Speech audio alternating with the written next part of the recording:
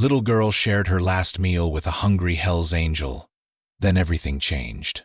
When a starving 9-year-old girl slips through her window at midnight to bring her secret food stash to a wounded stranger, she has no idea she's saving the one person who will finally save her.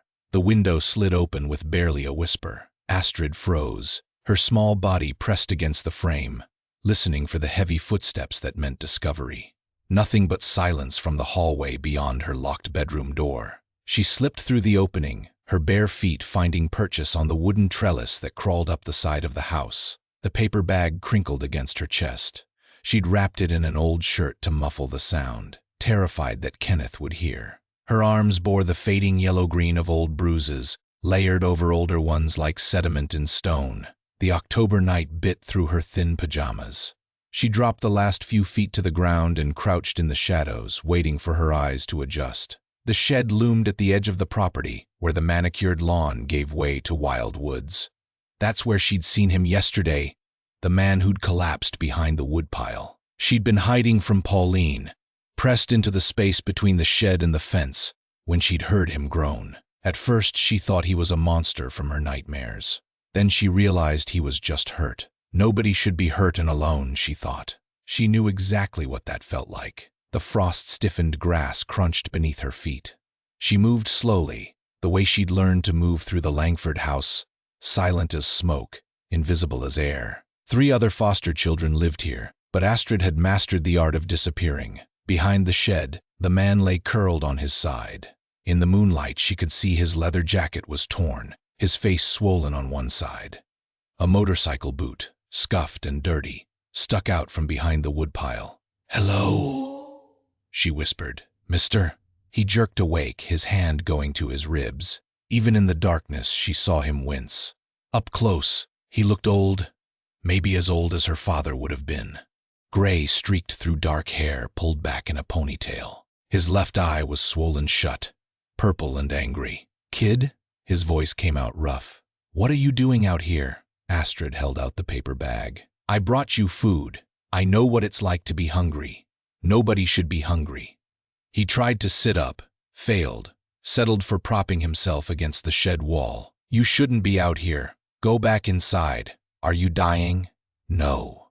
He managed something that might have been a laugh. "Just got jumped. Lost my wallet, phone, everything." She pushed the bag toward him. "There's crackers and an apple. Some granola bars I've been saving, and I brought you water." She produced a plastic bottle from her pocket. His good eye studied her face. Even beaten and exhausted, something sharp lived in that gaze. "Been saving? What do you mean saving?" Astrid shrugged. The motion made her shoulder ache where Kenneth had grabbed her yesterday. "The Langfords, they're my foster parents. They don't give us much food, just enough so we don't die, Pauline says. So I hide some, in case."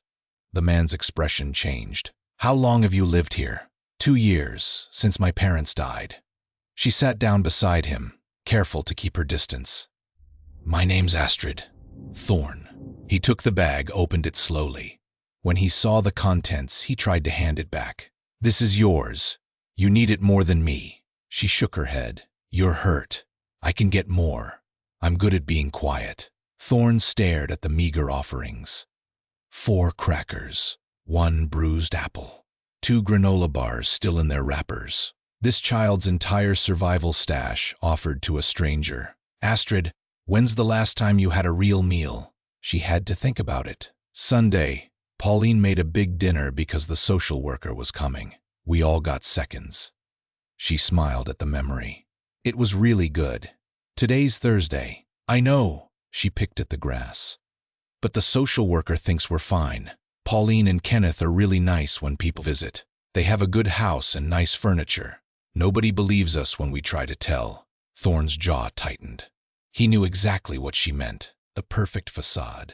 The charming abusers. The system that failed to see. "How many kids live here?"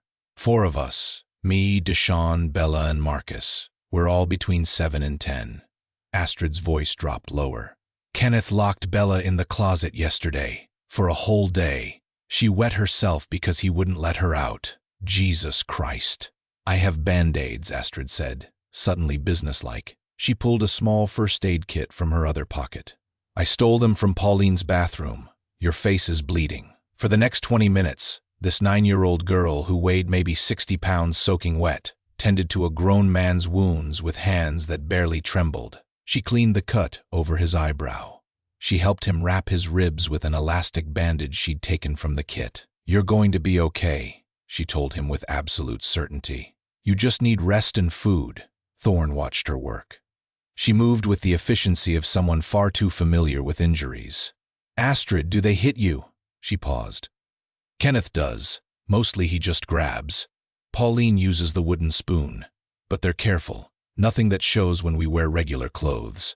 The bruises on your arms? I fell. The lie came automatically. Practiced.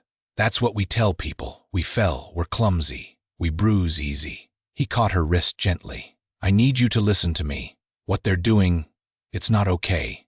You know that, right? Astrid pulled away. I have to go back. If they check my room...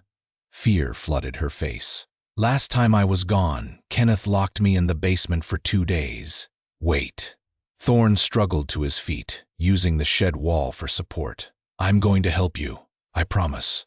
Can you come back tomorrow night? Maybe. If they don't lock me in. If you can't, I'll figure something out. He squeezed her shoulder carefully. You're the bravest kid I've ever met. You know that? Astrid smiled, a real smile that transformed her thin face. You should eat the apple first. It's going to go bad soon anyway. She disappeared into the darkness like a ghost, climbing back up the trellis with practiced ease.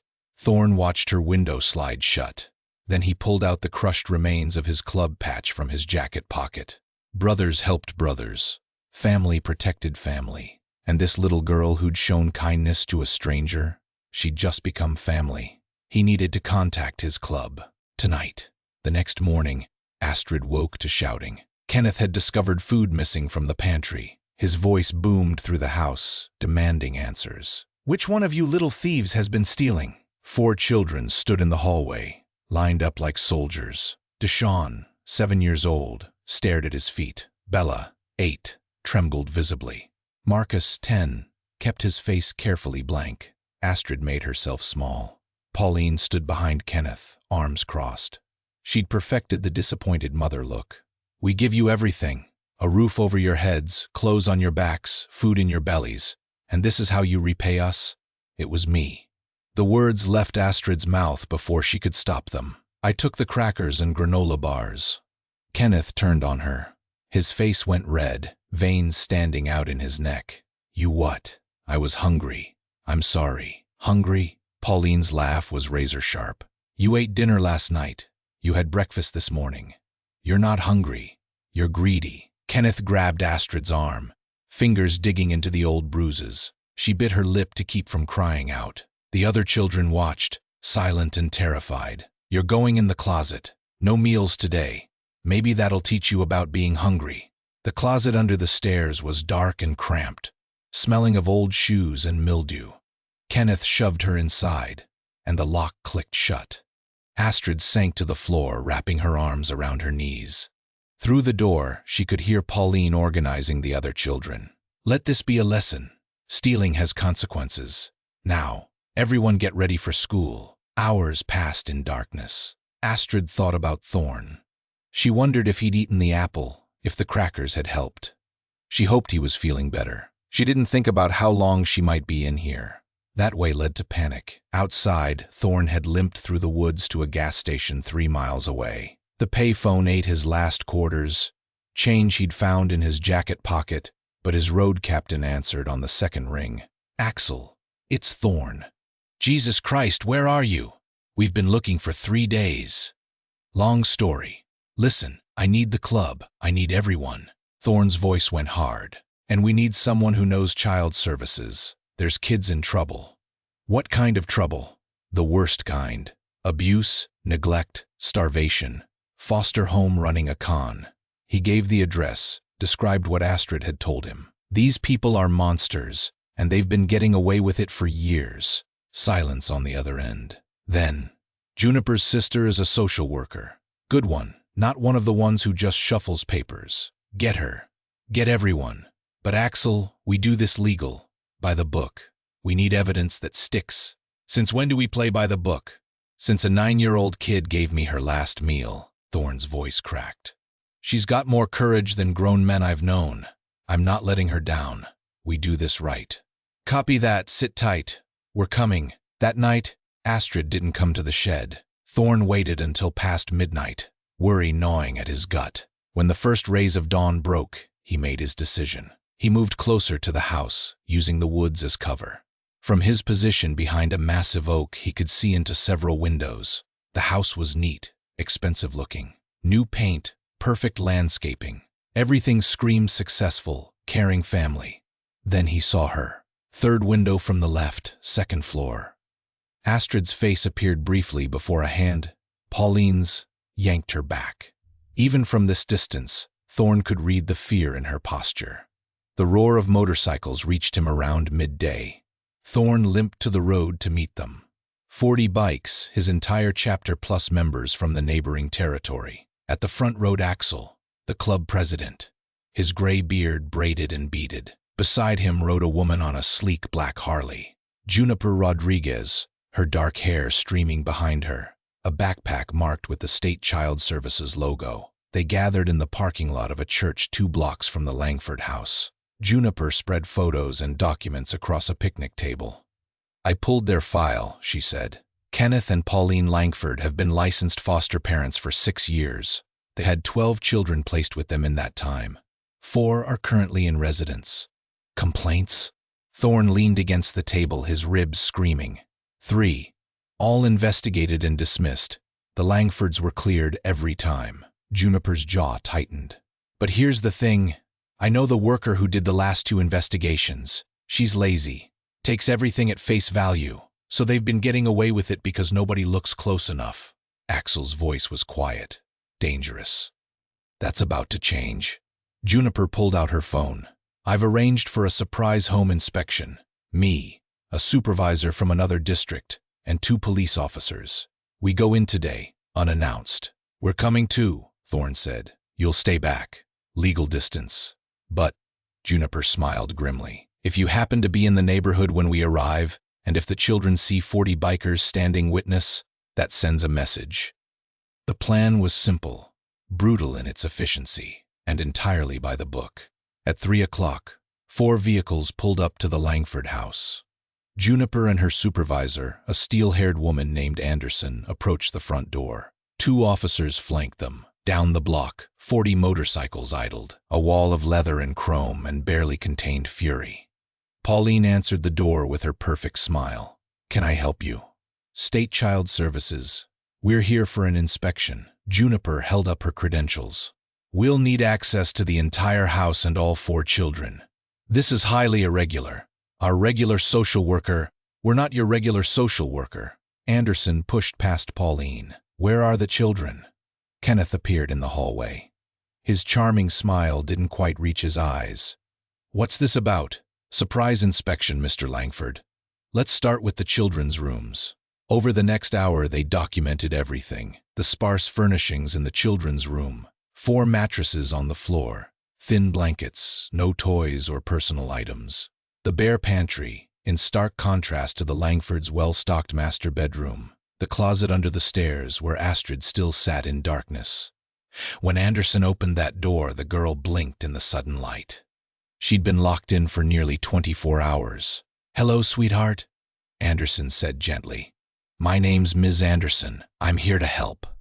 Astrid's eyes went past her, to where Pauline stood, calculating whether speaking would mean more punishment. It's okay. Juniper knelt down. You're safe now. Can you tell me your name? Astrid Pemberton.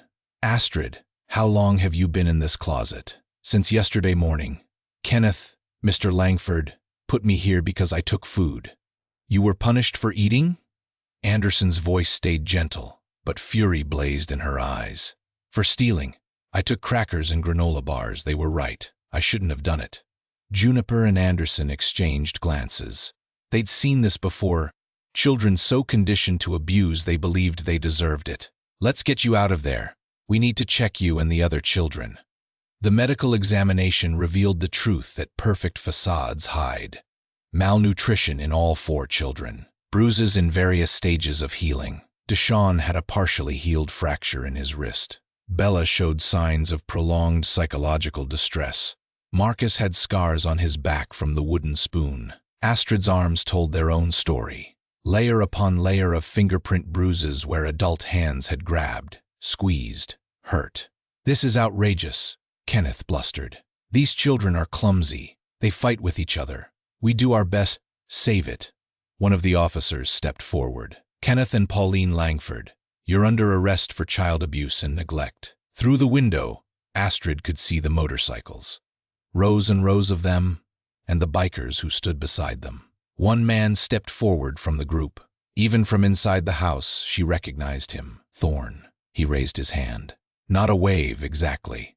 A promise. The children were taken to emergency placement that afternoon. Astrid rode in Juniper's car, wrapped in a blanket despite the warm sun. She kept looking back at the line of motorcycles following at a respectful distance. "Who are they?" she asked. "Friends," Juniper said. "The man you helped? His name's Thorne. He's part of a motorcycle club. When he told them what was happening to you, they made sure someone was paying attention. I thought he was just homeless. He was hurt and alone. You showed him kindness anyway. That says everything about who you are, Astrid." The emergency foster home was clean and quiet. The foster mother, Meadow Stone, had gray-streaked blonde hair and gentle hands. She showed Astrid to a bedroom with an actual bed, colorful blankets, stuffed animals on the shelf. "This is yours," Meadow said, "for as long as you need it." Astrid touched the quilt. "All of it?" "All of it. Are you hungry? I made dinner." In the kitchen, a table was set for 4. Meadow's husband, a broad-shouldered man with kind eyes and a graying beard, stood at the stove. "Astrid, this is my husband. You can call him Thorne." The girl's eyes went wide. The injured stranger from the shed stood in this warm kitchen, cooking food that smelled like heaven, no longer bleeding, no longer hunched in pain. "Just here. You're okay," she breathed. "Thanks to you." Thorne set down the spoon. "Astrid, we need to talk. Meadow and we're licensed foster parents. We've had emergency placements before. Would you be willing to stay with us while all this gets sorted out? You want me to stay? We'd be honored." Meadow pulled out a chair. "But first, let's eat. I made spaghetti and meatballs, garlic bread, salad, and there's ice cream for dessert." Astrid sat. When Meadow placed the plate in front of her, she stared at the mountain of food. More than she'd seen in months. "It's okay," Thorne said quietly. "Eat as much as you want. There's plenty. And if you want more, you just ask. Nobody's going to punish you for being hungry here." She picked up her fork with trembling hands. The first bite of spaghetti tasted like everything good she'd forgotten existed in the world. The days that followed moved quickly. The investigation into Kenneth and Pauline Langford expanded. Their financial records revealed they'd been collecting monthly stipends for foster children while spending minimal amounts on their care. Bank accounts showed thousands of dollars in their personal savings, money that should have gone to feeding, clothing, and caring for vulnerable kids. Other former foster children came forward. Stories spanning 6 years, dozens of children. A pattern of abuse so consistent it was undeniable. Astrid stayed with Thorne and Meadow. She gained 5 pounds in the first month. Color returned to her face. She started 4th grade at a new school where teachers remarked on her intelligence and eagerness to learn. But the nightmares remained. The fear of locked doors, the instinct to hide food, the flinching when adults moved too quickly. Meadow worked with her patiently. Thorne taught her that big men could be gentle, that raised voices didn't always mean violence. The club, those 40 bikers who'd stood witness, became her extended family. They showed up to her school events, taught her to play chess, took her to movies and museums. Uncle Axel taught her to change a tire. Aunt Juniper helped with homework. A biker called Boulder, who stood 6'5" and weighed 300 pounds, braided her hair with surprising gentleness. 3 months after the rescue, the trial date was set. Astrid would need to testify. The prosecutor, a sharp-eyed woman named Reynolds, prepared her carefully. "You just tell the truth," Reynolds said. "What happened?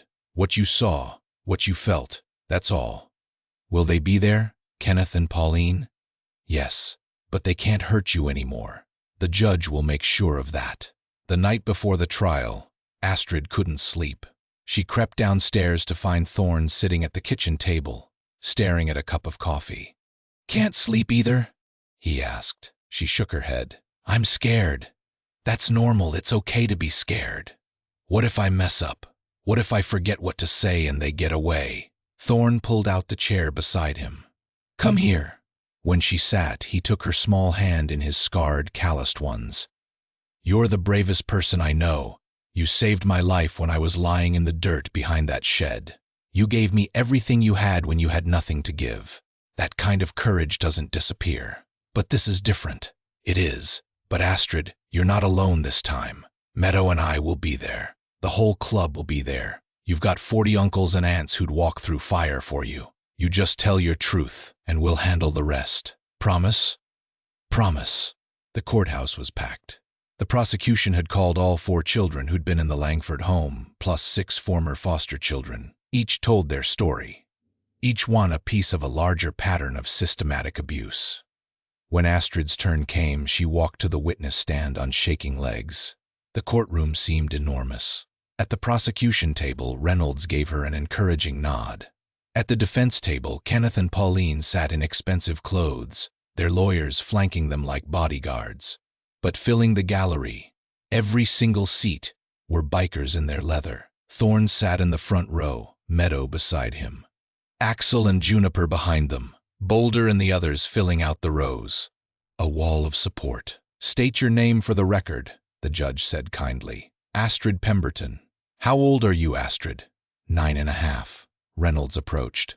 "Astrid, I need you to tell the court about living with Kenneth and Pauline Langford. Take your time." So she did. She told them about being hungry, about hiding food, about the bruises and the locked closets, about Bella wetting herself because she wasn't allowed out, about Deshawn's broken wrist that never got medical attention, about Marcus being hit with the wooden spoon until his back bled. Pauline's lawyer tried to shake her on cross-examination. "Isn't it true that you were a troubled child, that you fought with other children?"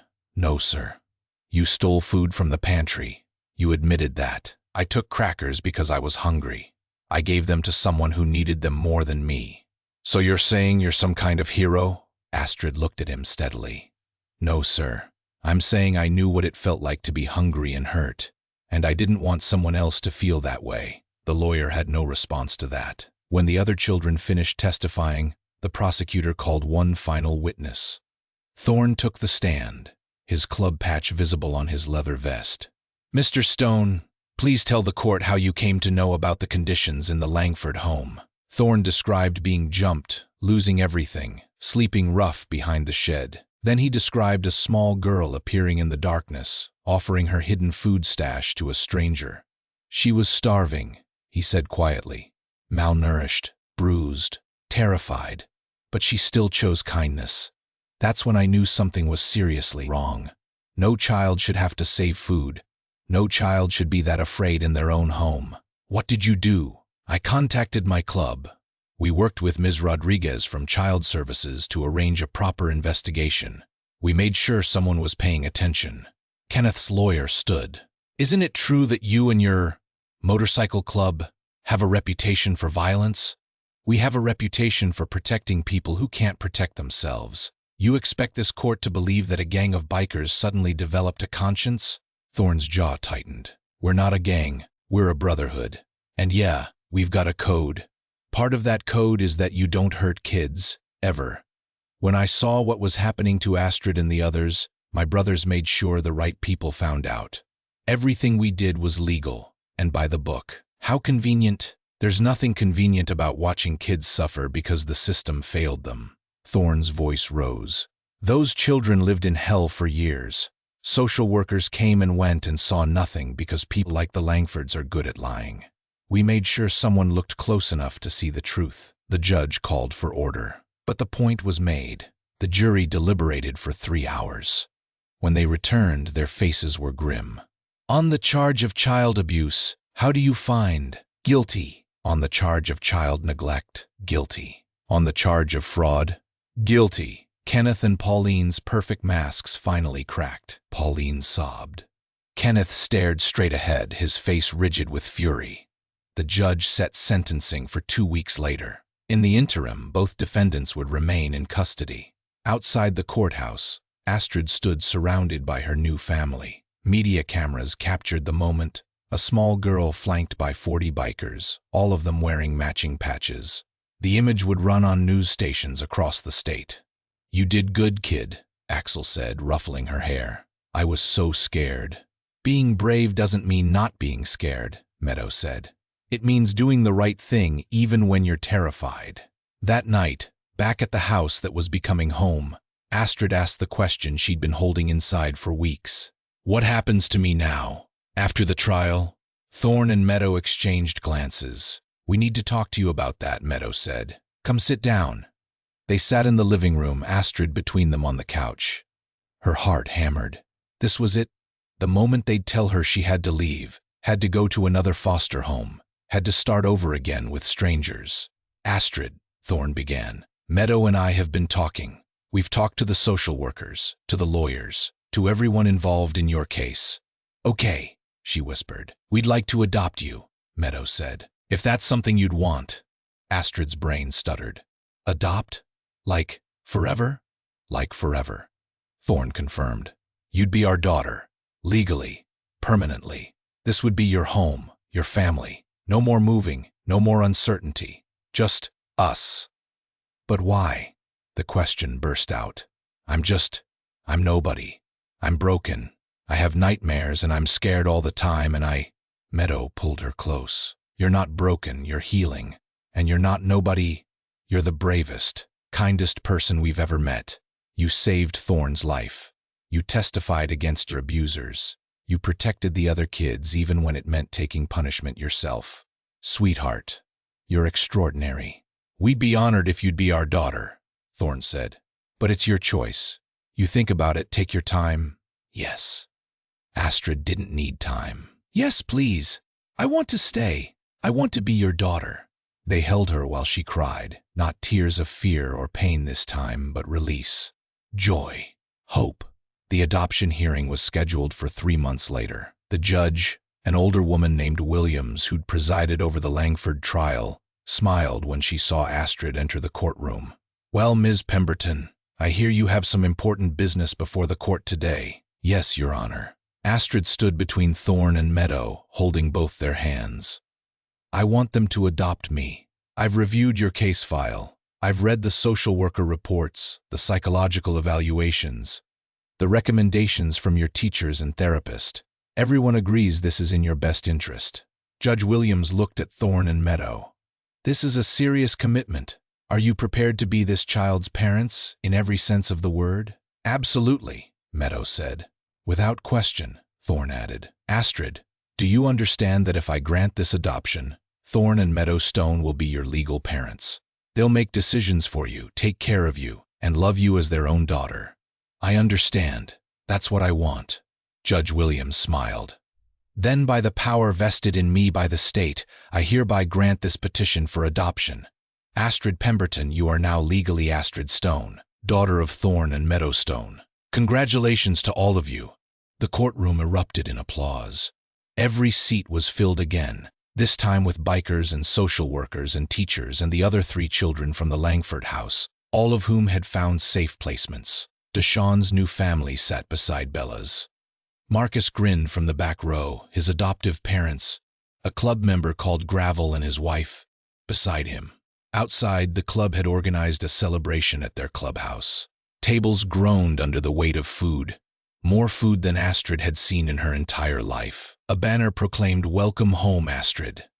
"Speech," someone called.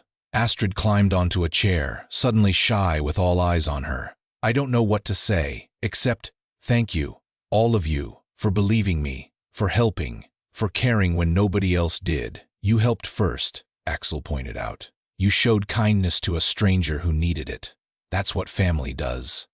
"And your family now," Juniper added. "Forever." 6 months later, Astrid started 5th grade. She'd gained 20 pounds of healthy weight. Her nightmares had lessened to once or twice a week. She'd made friends at school, joined the chess club, discovered she had a talent for writing. The Langfords had been sentenced to 15 years each. Their other victims, the children who'd come forward during the trial, were all in safe placements. The state had revoked their foster license and implemented new oversight procedures. But the real change was smaller, more personal. Astrid had learned what family meant, not the biological ties she'd lost in a car accident, but chosen family, built from kindness and loyalty and protection. On her 10th birthday, the club threw her a party at the clubhouse. Boulder had baked a massive cake, chocolate with vanilla frosting, decorated with motorcycles and books, presents piled on a table. But the best gift came at dinner. Thorn and Meadow called for quiet. "We have an announcement," Meadow said. "Our family is growing." Astrid's eyes went wide. "You're having a baby?" "Not exactly." Thorn grinned. "Remember Bella from the Langford house?" "Of course. I talk to her every week. Her current placement isn't working out. She needs a new home. We talked to her social worker and—" "She's coming here?" Astrid jumped up. "Bella's going to be my sister?" "If that's okay with you," Meadow said. Astrid launched herself at her parents. "It's more than okay. It's perfect." 2 weeks later, Bella moved in. 8 years old, still healing from her own trauma, but safe now, protected. The two girls shared a room by choice. On hard nights, when nightmares came, they'd whisper to each other in the darkness. "We're okay now," Astrid would say. "Promise?" Bella would ask. "Promise, we're safe, we're home." And it was true. In this house full of laughter and motorcycles and people who'd learned that real strength meant protecting the vulnerable, they were finally, permanently safe. The girl who'd given her last meal to a stranger had found her way home. Not the home she'd been born into, but the one she'd built through courage and kindness. Surrounded by 40 bikers who'd become uncles and aunts, by parents who chose her, by a sister who understood. In the quiet moments, Astrid would think back to that midnight meeting behind the shed. How terrified she'd been, how hungry, how alone, and how one act of compassion had changed everything. She'd saved Thorn's life with crackers and an apple. He'd saved hers with brotherhood and justice and love. Some debts, Astrid learned, were really gifts in disguise. The kind that kept giving, rippling outward in circles of protection and belonging, long after the first act of kindness faded into memory. If you have enjoyed the story, tell YouTube to send you more stories like this by subscribing to this channel, liking the video, and leaving a comment.